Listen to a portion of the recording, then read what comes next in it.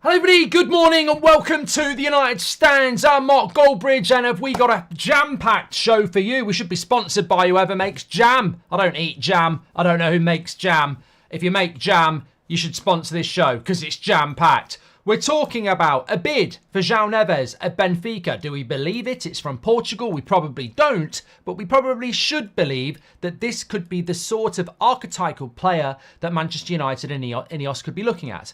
We're also going to be talking about Michael Olise as David Ornstein gives an update on that. There's also dressing room unrest with Sofian Amrabat's brother exposing that Casemiro basically didn't want to play in the FA Cup final. And whilst this is interesting, it is also damaging to a football club that still can't keep a lid on petulance that is still going on even though the season is over.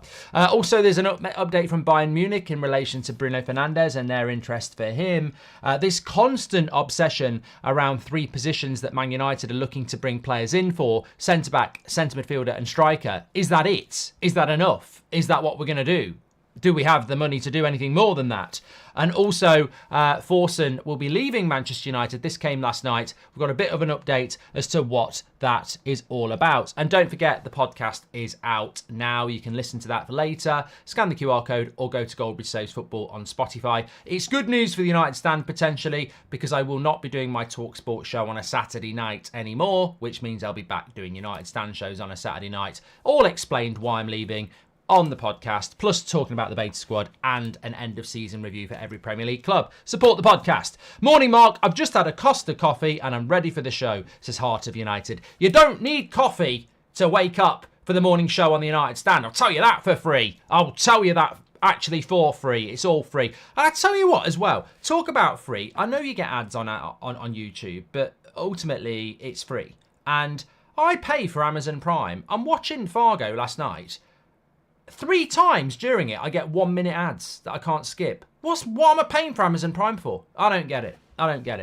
Anyway, let's get into the show. So the first story we're going to start off with, and I really do want to talk about what Amrabat's brothers said because I don't agree with it. I really don't. But it's a bit of a manager-free zone as well. Apart from I'm going to give you a manager update, we're not going to talk about Man United talking about clubs, Ten Hag's future. Let everybody else do that. Slow Sports News. Let them speak, Simon. Slow Sports News. If you're talking about Ten Hag and Man United talking to other managers, where were you 12 hours ago? Because that's old news, that is. That's yesterday's. That's today's chip paper. That's old. All we're getting on that at the moment, and the only update you need is nobody knows what's going on. Not sure INEOS know what's going on. People within the club don't know what's going on. Journalists don't know what's going on. Really, all the line is the strategic review still continues and there's no time limit on how long it's going to take. So that's where we are. It could be today. It could be next week. Who knows what is going on with that. Talking about giving people the boot, Damien. Your missus, you only lasted about 4 minutes. You'll never get a missus or a fella being acting that long. Sancho sat at home playing games on 300k a week. Anyone who wants him back needs their heads checked. Would be the worst message to sack Ten Hag and get Sancho back, says Big Z. Well, let's hope we don't have to deal with that, but we'll find out.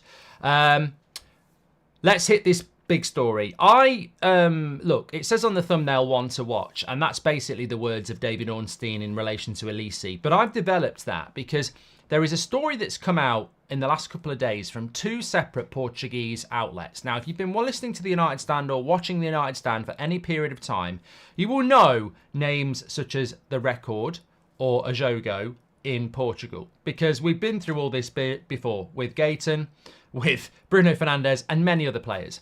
So effectively, over the last 24 hours, both outlets have reported that Man United are going in for Joao Neves of Benfica. If you don't know who Joao Neves is, I think he's 20, he might be 19.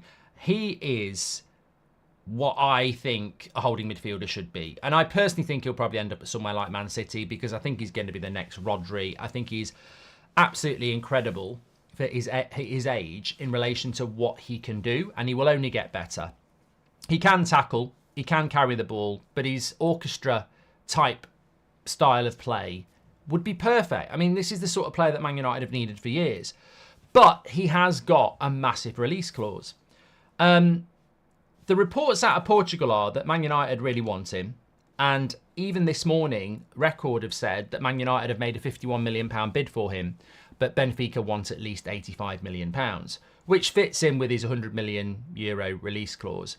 I just think that as much as I think it's completely impossible for us to do this deal because it's so expensive, that there might be, as much as INEOS are making an absolute shitfest of this at the moment, there's no doubt about it. I mean, I think everybody is in agreement that it's just not the way to run a football club at the moment, regardless of what you want as the outcome with the manager. I think everybody accepts that it's just a joke the way they're running the club at the moment.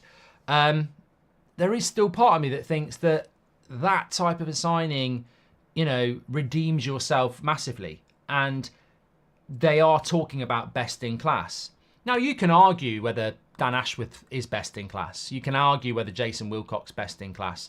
You can argue whether Barada's best in class. But in relation to bringing players in, I think we are far more learned and we far more understand what best in class is.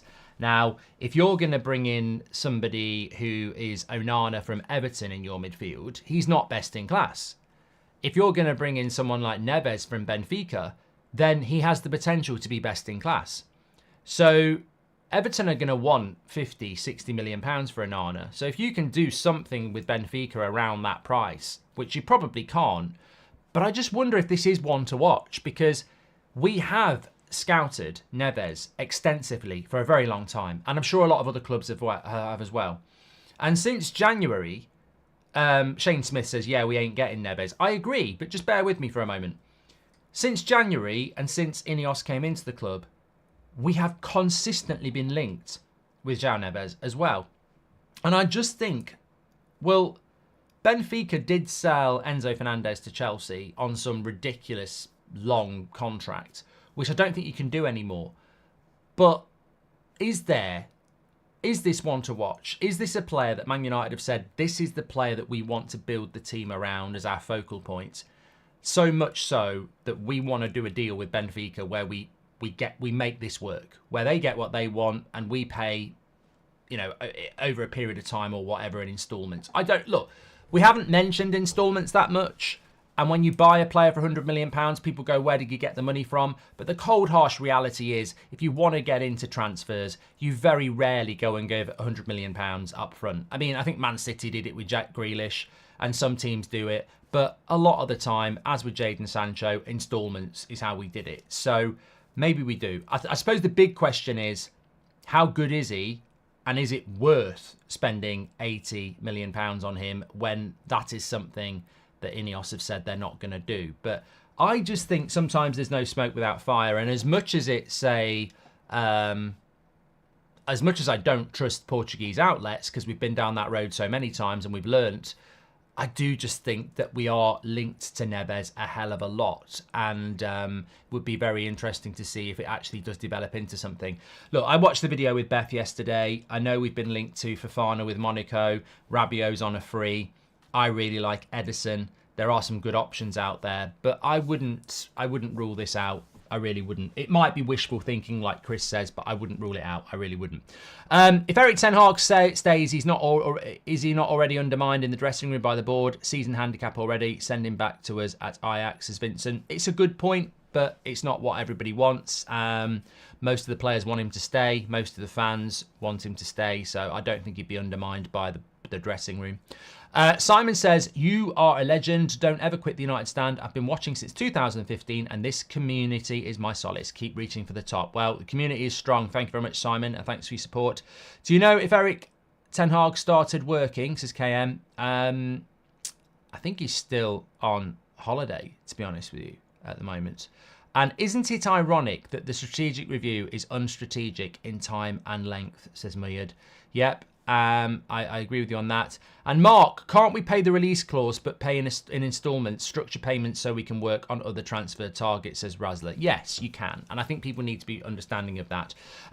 Just talking about dressing room unrest, I have to bring this in because, it's really, really interesting. Apparently there's a bit of change at Man United as well that's just a bit breaking. Latest significance in the INEOS operational move at Man United. Comms chief Ellie Norman departs after 19 months. Toby Craig, ex-City and Chelsea, arrives as replacement. Role focus now more on football rather than marketing. That's from Mike Keegan. So look, I think INEOS do need to improve in their communication. I think we said that last night. If you're interested in that sort of stuff, then obviously there you go. But look, this broke last night. I was doing the England watch along after the United Stand show. So this is basically coming in from Amrabat's brother, who has tweeted that. Today, during an interview on television, it was suggested that my brother only played in the cup final due to an injury to another player. My response to this was pure speculation, and my only motivation was to defend my brother who was on the field due to his own merit and hard work. My words have been taken out of context. There was no ill intention whatsoever, and to suggest another player chose not to play is wrong. I don't know how it happened on the day, so let's move on from this non-story. That's from Amrabat himself, because his brother basically said that Amrabat was picked over Casemiro on merit, and that Casemiro was not injured, and that when he saw the team news, decided he didn't even want to be on the bench. So this sort of broke last night, and then Amrabat has come out waffling, as Rudrish said, because basically he's saying that my brother has come out with a response that was speculation, and it was wrong to suggest another player chose not to play. But my brother was defending me because I was on the field on merit and hard work. I mean, I don't really understand what Amrabat's statement's meant to be there, but basically what we heard from his brother on national TV was that Amrabat got picked over Casemiro. Casemiro threw his toys out the pram and didn't go on the bench. Amrabat is now coming out and saying that's not true, but I did get picked over Casemiro on merit and hard work. I mean, it's... My only thought about this is I don't give a shit. We won the FA Cup final. We're in Europe. It was a positive end to the season. But this is part of the problem at Manchester United, because you've got family members, agents, friends leaking constantly stuff out there, sometimes publicly doing like that. This does nothing for Manchester United's morale. It does nothing for our reputation. And you don't get this happening at Arsenal, Man City and Liverpool. So why is it at Man United, family members, agents feel liberated to just leak stuff out all the time? And it's always brand specific. Like some players at Man United, and I would include people like Bruno Fernandes in this, Delo, Rasmus. There are some players that completely and utterly are open to the fact that they might not have had a good game and looking inside and going, I must do better. There are other players that even if they play shit, still come out fighting, oh, it's not fair, I'm being treated really badly. And if INEOS can't figure out the players that need to stay and the players that need to go, then that's on them. Because there aren't many football clubs in the Premier League that have family members on national TV slagging off another player of the same club, saying that he basically didn't want to play to the club because my brother got picked. And look, I'm not picking on Amrabat's brother there, but it's not the first time it's happened. It seems to happen a hell of a lot. And I know some of you are going to start mentioning certain players that I'm not going to bring into this show, but it's a culture. It's a culture. I could give you 10 names off the top of my head straight away over the last few years and weeks and months who have done exactly the same. This is not on Amrabat, and it's not just on Amrabat's brother, but there is a culture at Manchester United that is not unity and community. It's individualism and jealousy. And we won that FA Cup final. We're now heading into a summer transfer window. Why are we going back to that and saying, yeah, Casemiro refused to play? Like, what does that do for Casemiro's reputation? What does it do for Amrabat's reputation? And what does it do for Man United's reputation? Damage. Casemiro now has that question mark over him that he refused to play for the club. Amrabat is now seen as somebody that can't be trusted because in the dressing room he's let it out. And Man United look like a circus again because they've got players that are actually not playing or leaking stuff out. It's got to stop. And that's the first thing I thought last night, and it's the first thing I've thought about it this morning, is I don't really care if Casemiro refused to play or not. I do care that that's being leaked out from somebody who is a player who played very well in that final. Because it's a lack of respect for yourself, for your teammate, and most importantly, the club. And the one thing that we're trying to re-establish at Manchester United, when you watch things like that 99 documentary, is that we want to get our club back. The Glazers have ripped the soul out of this football club. They've brandified it. And by brandifying things, you make people motivated on brand. And that's why we're not very good as a team, because not everybody's pulling in the right direction. It's like, how much is he getting paid? Why is he getting praise? I used to be the guy who was stood there getting pictures, and now I'm not getting them. Why am I being treated badly and he's taking my place? It's always like that at United, and it shouldn't be happening. And the interesting thing is, I think there was a piece I read this morning about Amrabat that he wants to stay at Manchester United, that he chose Manchester United over lots of other clubs, including a rival. He wants to stay here. And his brothers probably just fucked it. Because I don't think we were going to keep Amrabat anyway. But I really don't think we're going to keep him now. Because that is not a very attractive trait. And it's not the player's fault. But football clubs look at personal lives. They look at people around players now. Because we've learnt the hard way. If you've got somebody close to you who is leaking stuff, or, you know, wants to make it about the individual instead of the team, I don't think Amrabat at Man United stays now. And I know a lot of you were thinking about it, but I don't think he does. And I think that's why he's put the tweet out, because I think his brothers just absolutely ruined it for him. Because you can't have somebody in the dressing room that is basically, I got picked because I was better than Casemiro, and then he didn't want to play. He wasn't injured. He didn't want to play because I got picked over him. Who gives a shit? Who cares about that? Maybe a minority of Player FC care about it, but we don't care about that. We care about Man United winning. So I just think, again, it's just another embarrassing chapter. And this is something, look, INEOS can't even sort out the summer transfer window or who the manager is, but they've got to look at stuff like that as well. Anyway, let's move on. I was on the fence about Keating Amrabat, but not now. We don't need more leaking, rumour monger player FC nonsense. Goodbye. And look, McElvis, that's unprompted. That's your super chat. That's up to you. I think as soon as I saw that last night, I thought he's gone.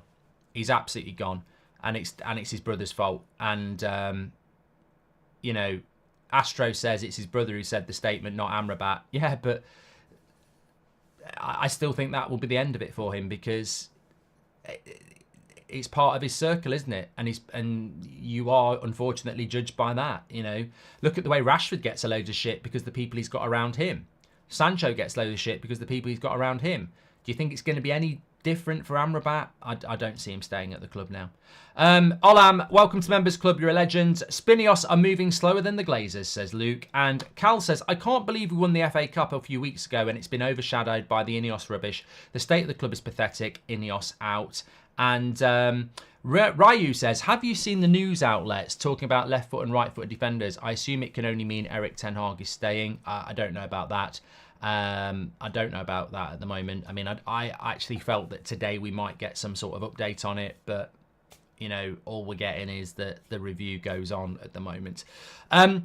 Let's move on. There's a lot to get on with. I want to talk about 4 or 5 other bits, actually, but we're going to talk about Bruno Fernandes next. New news on this, actually, which is nice. I like news and I like new news. Make sure you smash a like on the video, by the way. Get your comments in. Mike Play Roblox says it's stupid to let Amrabat go. It is, but it's also stupid. I mean, look, all I'm going to say is, do Man City have this problem where if Jack Grealish doesn't get picked, he refuses to go on the bench, and then Doku comes out and says, ha, he was dropped because of me, and then he won't go on the bench. Ha, Grealish, look, pretending injured. He wasn't injured. He was fine. I got picked over him and he refused to play. Do you get it at Arsenal?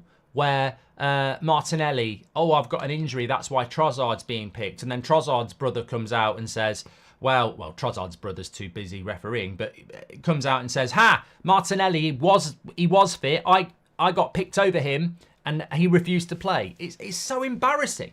And the problem is, it's a bit like what I said about Bruno a couple of days ago. As an isolated incident, this is a big story because it again exposes the lack of culture and discipline at Man United, that players will throw each other under the bus. Why is it that Man United players seem to enjoy throwing each other under the bus in some sort of competition for popularity?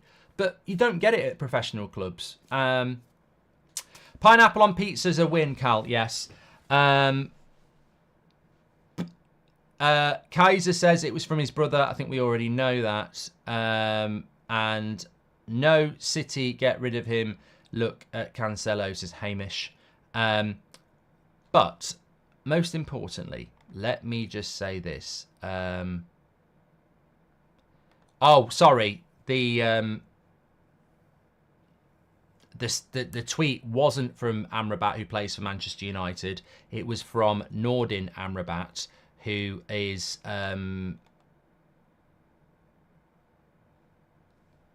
trying to say that his brother was defending his brother. Actual Sofyan Amrabat, who plays for us, hasn't. So there's three brothers by the looks of it. One of them's gone on telly saying that Casemiro didn't want to play because he'd been dropped. And then the other brother has come out and said his brother had been taken out of context, and we were just defending the fact that our brother got picked on merit. So it's a bloody mess. They should just keep their gob shut when they're on national TV in future.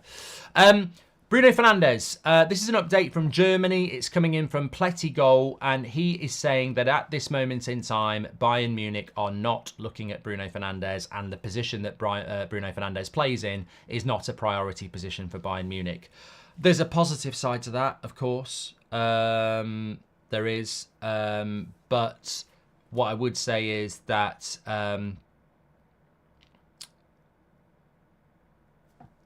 it is a positive that Bayern Munich potentially don't want to sign Bruno Fernandes. But on the other hand, it's coming from very good, credible sources such as Fabrizio Romano that Bruno's agent has been speaking to other clubs. Now, what we do know about Bruno Fernandes is that there is a huge offer from Saudi Arabia right there if he wants to go. It happened last summer. It happened in January.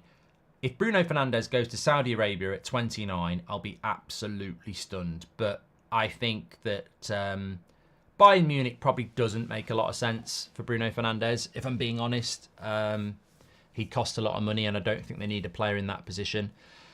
But look, I suppose take it as a positive that Bayern Munich don't want to sign him at the moment, or aren't looking for a player in that position at the moment. But as with anything at the moment, we just have to be very, very careful, because the club is moving in mysterious ways, and I don't think anybody can predict anything. I mean, I genuinely think at the moment, from the conversations I've had, from what I'm reading, you don't need to know people necessarily. You can pick things up on themes and history and the way things work. I think it's very, very clear at the moment that nobody really knows what's happening at Man United. I don't think people within the club know what's going on at the moment. Now, does that lead you to believe that INEOS don't know what's going on? Or well, they're being indecisive? Well, yeah, I would say that. I don't 100% know it, but I think how long we're taking on things. And one thing that's very, very clear to me about INEOS is that their PR and communications is terrible, and has been terrible from day one. I look back from February to now, the Dan Ashworth thing has been embarrassing, and they could have handled it a lot better. They allowed it to go out there in late January, February, that Dan Ashworth was going to be our director of football. And then for the last 4 months, it's just been about Newcastle will not be taken for a ride. And INEOS have done nothing to sort of counter that, other than Sir Jim Radcliffe did an interview saying it's very frustrating. It's very frustrating that you've got people on gardening leave for a long time. You know, it's very frustrating. That's all we've heard about the Dan Ashworth thing. Eric Ten Hag, obviously, coming out every week, whilst during a very difficult season. No leadership above him, giving clarity on what's going on, just throw him out to the press, let him deal with it. The transfer summer window, we don't really know what's going on that with incomings and outcomings. I just think there's not been a lot of communication and they've not handled it that well. And that's why when you get stories like Bruno Fernandes, you just go, well, I hope he's not going to go. And logically, he shouldn't go. But do you really trust the fact that he won't go? I don't know.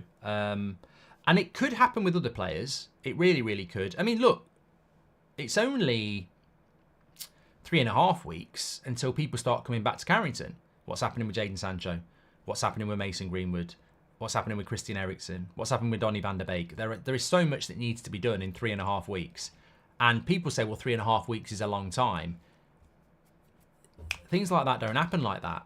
Like, you can almost figure out now that we're going to get those pictures at the start of July of Donny van der Beek walking back with his boots, or Brandon Williams, or Christian Eriksen, or Johnny Evans, or Mason Greenwood, or Jadon Sancho. Players that probably won't be part of our team next season will be walking into Carrington with a smile on their face. And some of you might be happy about some of those players walking back, but some of us will look at it and go, well, what? We've seen this again. This is the same as the Glazers. We're going to get rid of a load of players, and then it's almost like it's a shock that pre-season training starts at the start of July. Oh, shit, we've not sorted it out. And let me just give you 5 names. Mason Greenwood, Jadon Sancho, Christian Eriksen, Donny van der Beek, Aaron Wan-Bissaka. Those 5 players could all leave this summer. 3.5 weeks until they're back at Carrington. So those 5 players are all going to go in 3.5 weeks. That's a deal every 4 days. Do you think we're going to get rid of those 5 players before the start of pre-season training? And there's a lot more that need to go. Already, we're compacting this summer transfer window. It is the 4th of June. We are not strongly linked to any signings so far, and we are not strongly linked to any exits so far. I've done my research. When you look at past summer transfer windows, by this stage, we were very advanced on deals 2 years ago, a year ago, and 4 years ago. So, look, you can keep burying your head in the sand and saying, well, you know, there's it's only June the 4th, but comparable to other summer transfer windows, and please go off and do your own research, we're really slow. I don't want to talk about the manager today, but we are really, really slow. And I'm just talking about transfers. Like, we're really slow compared to other summer transfer windows at the moment. And you can all go off and do your own research. That's absolutely fine. But you will find the same thing that I've done. It's June the 4th. Tell me what player we're in advanced talks with. Tell me what player we're in advanced talks with to sell. We're really slow. And, you know, off the top of my head, Dan James, summer. Mourinho's summer. I mean, the scary thing about Mourinho's first year is that we were in that Demartio June, where it was, what was his first? Was it Eric Bailly, Zlatan, Pogba, Mkhitaryan? They were all happening in June. Like, they'd all kicked off. We've not kicked off any deal. Any deal. XSC says, when I saw Sabitzer play in the Champions League final, I wonder if we gave him a fair shot. I still think he's a great player in a team with structure. Zion says, Todibo, Frimpong, Edison, Olise and a striker. Would you approve that for ingoings? With the right outgoings, net spend could be break even. I would take all of those. Gems has gifted 5 memberships. Ola says, it's my birthday today. I'd love a shout out. Shout out to Ola. And moment they agree on new manager, Ten Hag is gone, says Sanil. And could there be a world where no statement is made on Ten Hag? He has a contract, he carries on. It wouldn't shock me that the fans aren't informed, says James. Well, Ben Jacobs said that last week, that there might not be a statement. It will just be briefed to the press that they stick with him. But Hamish says, City got rid of them. Look at Cancelo. Yeah, they get rid of the problems, yes. I think that... there was a chat there. The Forsen news, I'm going to talk about PJ and Olise as well. But we're not signing players and we're slow. I don't want to talk about the manager situation because everybody's doing that at the moment, and I don't really think there's anything to add to it. We're just going round being repetitive, and even I get bored of it. But what I do want to talk about, and, I'm sorry to overload Sir Jim, but this is as important, is that this summer transfer window is meant to be transformative. We were talking only a few weeks ago about selling or removing 10 to 12 players and bringing in 6 or 7. Well, who are these players and who are we bringing in? Because as we all know with Man United, and there's no indication that we're going to be quick, like if we can't even figure out what to do with a manager, do you really think we're suddenly going to start clicking our fingers on signings and sales? We could be even slower than the Glazers. So we already know that when we try and buy a player, the average time is 4 to 6 weeks. So even if we started negotiating for Olise now, probably doesn't happen until the end of the month. So we're being really slow. And this summer transfer window is going to go very, very quick. Secondary to that, why are we being slow? Because I still think that they are unsure what to do with players coming in and out until they know what they're doing with the manager, which is even more terrifying. Because if they do make the ridiculous decision to get rid of Ten Hag, that means they're going to speak to the new guy about the signings and see if they agree with it, which is going to kick us right back to the end of the month. So everything is a delay at the moment, and obviously it's very, very frustrating. Rory C says, for selling, should it not be easy? Wan-Bissaka and you will not be involved next season. Get your agent to find a club. We want about 25 million, says Rory. Well, it wasn't easy to sell Harry Maguire, was it? We told Harry Maguire last summer that we wanted to let him go. We took the captaincy off him. And then the negotiations broke down because United weren't willing to help out with the wages. So, as David Cameron says, the wages will be the problem with Wan-Bissaka as well. I mean, I don't know what Wan-Bissaka's wages are, but you raise a good point, Rory, because, how easy is it to remove players from Manchester United? Well, Christian Eriksen's on over 100 grand a week. I don't know how accurate this is, but I've got a website here that gives you Man United's wages listed. They've got Casemiro and Varane around 350k with Rashford.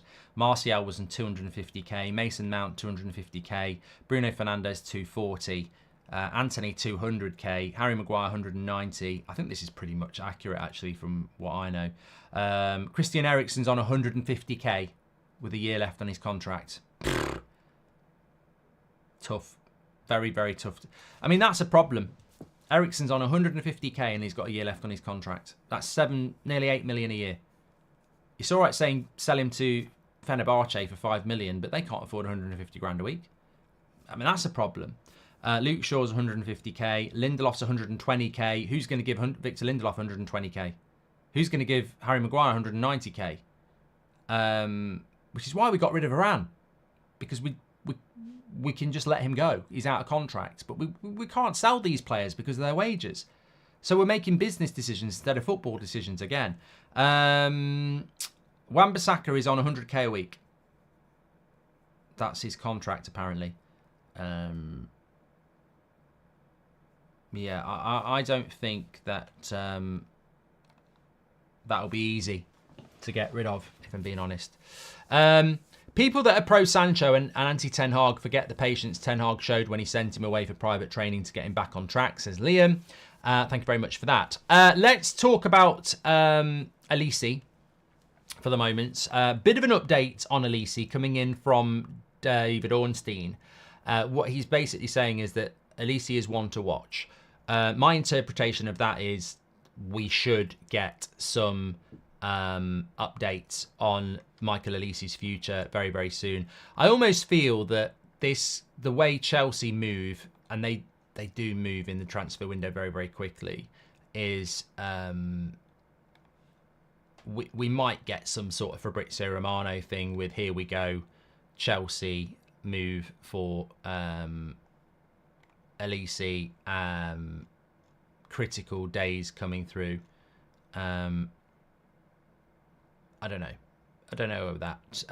But basically what David Ornstein's saying is that in the reality of football transfer world, it's quite a straightforward deal to do because of the release clause. You pay it if the player agrees, it gets done quite quickly. And I obviously, I think we all agree with David Ornstein on that, because normally you want to sign Eze. You knock on the door at Crystal Palace. They say, we don't want to sell him. Eze says, I'd quite like to go. Crystal Palace go, fine, but we're not going to let you go until we get a good fee. And there's this negotiation period, which can run into weeks, where you try and agree on a fee. And, it takes 6 weeks to get the deal done. What David Ornstein's saying about Olise, quite rightly, is that in the context of a normal transfer, this is quite straightforward, because that release clause is there, and you either abide with it, try and negotiate it down, which Palace don't and won't do. So you pay the release clause, you get the player, and it therefore could move quite quickly. Whether Man United are going to go for him or not, I don't know. I mean, we spoke yesterday about how he's part of the French Olympic squad. I spoke to somebody yesterday and they said basically what will happen with that is the Olympics start in the last week of July and run through to like the 10th of August. If you get to the final, Olise will probably just go straight from a summer holiday into a pre-season camp with France Olympic squad. Therefore, if Chelsea sign him or Man United sign him, he's probably not going to turn up until late August, because after the Olympics he will probably get time off again, maybe another week or so. So is that enough not to buy a player? Probably not. And it's very interesting, because there were some people saying, this is a good point actually, some people were saying yesterday, the fact that he won't be there for pre-season and ready for the start of the season, we shouldn't sign Olise. Okay, it's not a bad point, but remember, we knew we weren't getting Dan Ashworth for the biggest summer we've had in a decade, and we're still negotiating for him. So I think we understand that INEOS don't really care about how long it takes, as long as they get what they want. We've seen it with Dan Ashworth. We needed Dan Ashworth this summer, and we haven't got him. But INEOS are still like, well, if it fucks the summer up, it fucks the summer up. But in the future, we think he's the right guy. Look at what's happening with the manager. Everyone's telling them just to make the decision. They're going, no, we want to make the decision we want to make, and we'll take it however long it takes. So I still think there is a good chance that we'll sign Olise, even though he is in the Olympics, because they've already shown that if they think it's the right guy, they're not really that bothered about the short-term issue. It's more about the long-term solution. So, yeah, I think they probably still will go for him. But I have this feeling with Olise that it might be a case of snooze you lose, because if Chelsea really want him, they'll push really, really hard. And I don't know how hard Man United are pushing at the moment, because we don't seem to be pushing on much. But who knows what's going on in the background. Sean Turner with the super chat. Thank you, Sean. Says, Sir Jim is playing with boats in a race around the world. The people he wanted in place aren't in place. Manager is going to get sacked. I think this summer is a write-off, says Sean Turner. And James says, hi, Mark from Melbourne, Australia. Just want to say you're doing a great job. Keep it up, says James. Thank you, James. Hope you're doing well. And Rice and Peace says, when was the last time Man United qualified for the Champions League in back-to-back seasons?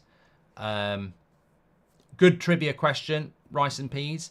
Pranab says, are the wages not reduced by 25%? Yeah, they will be, because we're not in the Champions League. Back-to-back Champions League. I would say, I'm trying to think. Ollie came in, didn't do it. Did Ollie do it? I think Ollie might have did it. First year he didn't do it. First full year he did. He came second, and I don't know. I'm tempted to think Ollie did it. Yeah. Years 2 and 3. And then, sorry, full year 1 and 2 he did it, because the COVID year. And obviously it all went to shit. Yeah, there you go. There's your answer. Remember how everyone called us Interested FC? We were linked to players all summer. In the end, we made panic transfers at the last moment. High amounts as well, says Dejan. There you go. Also, a bit of a story about Forson. This came out last night. It was quite interesting in the sense that this was a guy that Ten Hag gave some game time to. And he was actually, I think he actually started ahead of Rashford at one point. So came out last night that Man United and Forsen's expected to leave Manchester United, and that we're letting him go on a free. This has never been the case. It's never been the case that Man United were letting Forsen go on a free. I think Ten Hag and Man United do value him, and they have put a contract on the table. But Forsen is apparently looking at other options himself where he thinks he can do better. Apparently, Man United's offer to him is competitive, but there is the expectation that he will depart. Now, what that's to do with, I don't know. Apparently, there will be a compensation fee for Manchester United. Again, what that will be, we wait and see. But it's not that Man United haven't offered him a contract. It's that he obviously doesn't want to take that offer and wants to have a look at what else is out there. So it looks like he's going to part ways unless he changes his mind. And look, he might be of an opinion that he deserves more game time. He might be of an opinion that he wants to go and play first team football elsewhere, which are all valid points. But Man United have made a competitive offer to him, and the expectation is that he will depart. And look, there are some very, very good players coming through at Manchester United. You've got Lacey, Fletcher. Obviously, we know about Collier, Mata as well, or Mather, however you pronounce it. And we've also seen Kobe Mainoo come through. Garnacho's come through. So, as much as it's news, I don't think it's like, oh my God, we're about to lose Garnacho on a free. It's a player that could be good, but he's been given a contract. Obviously, he doesn't want that contract, and he's going to go somewhere else. But it was interesting to me last night that it was being sold that Man United were releasing him. We're not releasing him. We have made a contract offer, and it's up to him and his career whether he wants to take it. Simple as that. Simple as that. I just wanted to bring in as well, a lot of people have been talking about this in the media. I've seen Manchester Evening News, The Athletic, so many people at the moment talking about Man United's three priorities being holding midfielder, centre-back and striker. Sorry,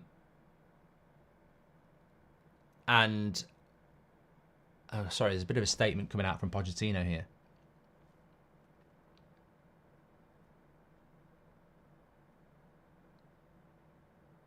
Oh, it's just because he's managing in Soccer Aid, isn't he? Just trying to... bit of positive PR about wishing Chelsea the best and stuff. Nothing about Manchester United.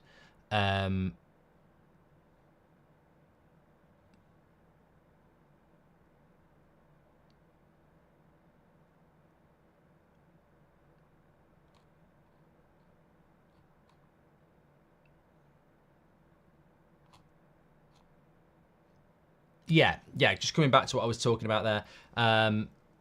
So Manchester United, everybody is being briefed by the fact that we're going for centre-back, striker and midfielder.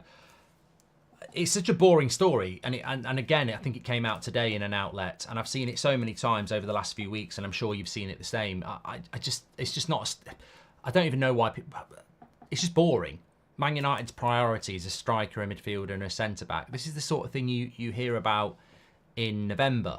Like, we are in a transfer window now. Can we have some fucking names, please? Like, Man United's priority is a centre-back, a midfielder and a striker. Is it? Is it really? And yet we're in June and no one knows who they are. So there is that element of frustration, because it's the sort of thing I'd expect to read during the season. In the upcoming transfer window, United will look at a striker, a midfielder and a centre-back. Great. Okay, we'll deal with that when it comes along. But we're now there, and it's always the same three positions and a lack of names.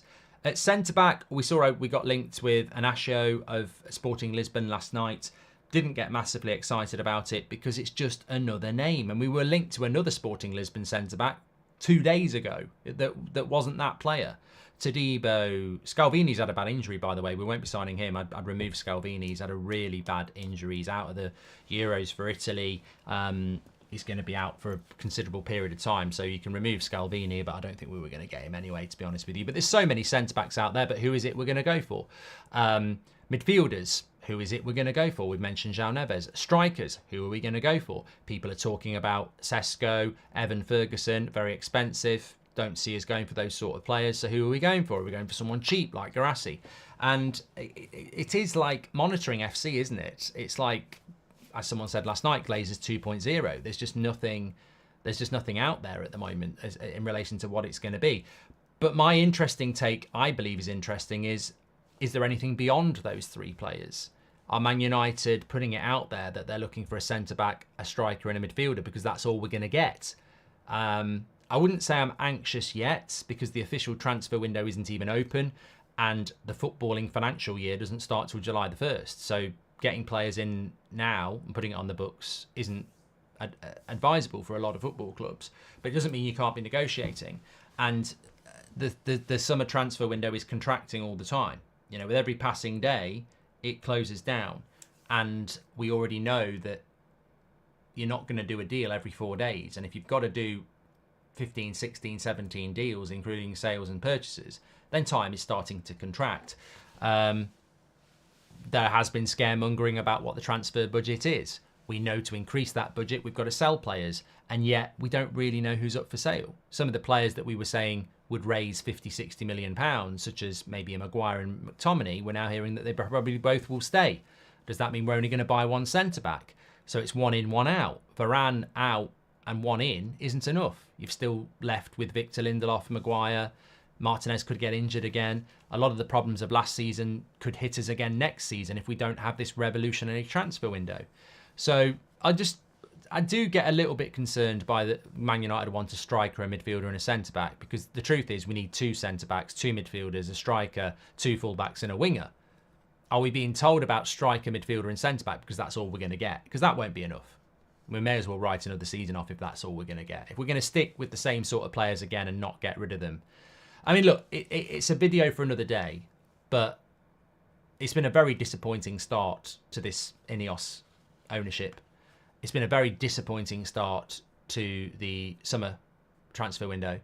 And I'm just getting that dread feeling that we always had with the Glazers, where you come into it with a hope and gradually it just starts to erode. And we need to be, in my opinion, bringing in a left back, Frimpong, two centre backs, two midfielders, a striker and a winger. That's what I would be looking at. That's going to cost a lot of money, but that's what we need to be looking at.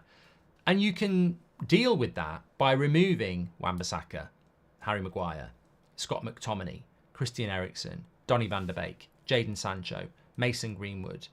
You know, you could even get revolutionary and try and sell Marcus Rashford or an Anthony or something like that, just to raise a little bit more money. But I don't think, well, someone just said, I don't think Frimpong's coming now.